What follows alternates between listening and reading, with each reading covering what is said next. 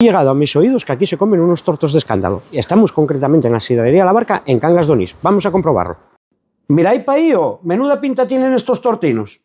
Empiezo con el de huevo, el torto crujiente y el huevín con esa yemina coloradina. Se nota que son caserinos. Ahora toca el de picadillo, con un toque picantín muy suave. El de emberzao, también conocido como pantruco, un embutido típico del oriente asturiano, parecido a la morcilla, toda una delicia. Ahora el de cabrales, mirad el tamaño que tiene el queso. Potente, como tiene que ser, se nota que cabrales auténtico. El plato de la abuela, chorizo, huevos y patates, todo caserino. Y por supuesto, a mollar el pan en el huevo, esto y todo una explosión de sabor. Y este chorizo, mirad qué pinta, completamente desgrasado, con un saborín intenso que lo hace perfecto. Mi cara lo dice todo, está de vicio.